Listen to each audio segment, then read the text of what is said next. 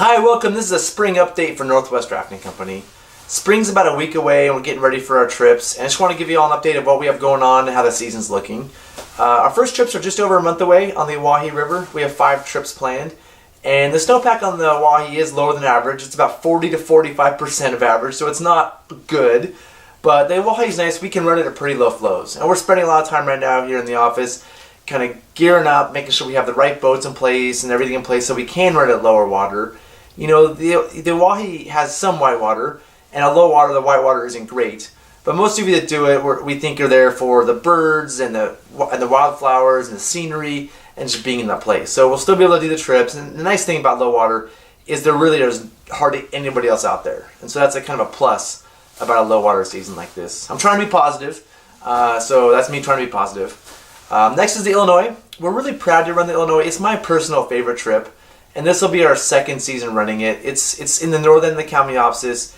It has pretty challenging rapids, and the flows are really variable depending on recent rains. And this year, the snowpack was bad for a while, but it's gotten a lot better. And so we're still probably below average, but we feel really good about having flows to run it pretty much all of our trips. So right now that's looking good. The Illinois, and spring trips are always kind of, the flows are erratic. And so we do our best to run them at a wide range of flows, both the Oahe and the Illinois. After that, we have a trip on the Chetco, and the Chetco I call Class 2 fun. It's a 10-mile hike in. It's a brutal trip, right? It's one of those trips. Class 2 fun means like it's really hard at the time. It's maybe not fun at all the time, but when you get home and look back at the trip, it's a great memory and something you never forget. And so for those of you that like just brutality, you'll love the Chetco. If you want to relax and have fun, you don't even want to learn about it other than to see some photos and see how special the place is.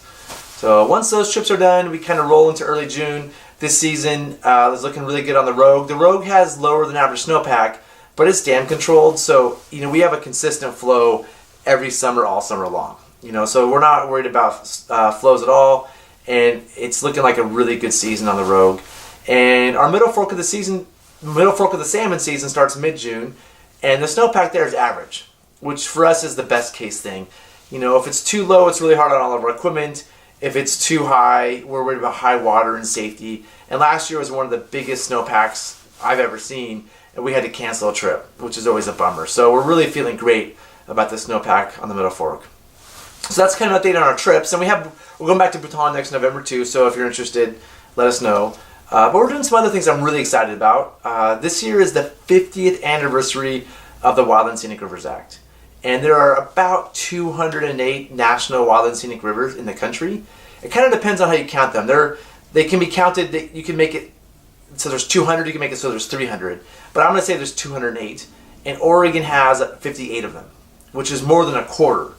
We have the highest concentration of wild and scenic rivers here in Oregon. And we sort of felt, the guides of Northwest Drafting Company, we all sort of felt that we should do something to celebrate it since we're in Oregon and there's so many wild and scenic rivers. So we've decided to attempt to visit all 58 of Oregon's wild and scenic rivers and take photos of them and share them. And we have a website, it's OregonWildandScenic.com, that has photos and information about the ones we've visited so far. We've been to 33 of Oregon's 58 wild and scenic rivers since we started just over a year ago. And the most recent one was number 33, the North Fork of the Middle Fork of the Willamette.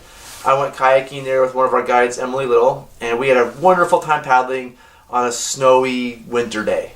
And it was just a beautiful place. And it's about an hour east of Eugene in the Cascades. So we're doing that project, and it's really been a fun treat. Hopefully going to go somewhere new next week. And then finally, we're doing more YouTube videos like this. We're doing this to be better communicators, to share what we're doing.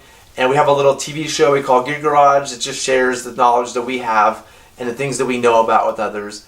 And for me, it's just been a good way to practice my own personal communication style. So thank you for watching this YouTube show. And I'm learning a lot by doing it personally.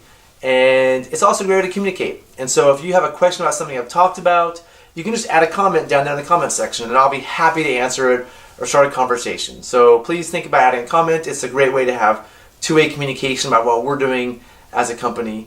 And also, if you're just interested in more of these videos or similar updates, there's a subscribe button down there too. Click subscribe, and you'll see more of the videos we have moving forward. So yeah, that's it. We have a lot of cool stuff going on, and hopefully we'll see you sometime this summer. Thanks.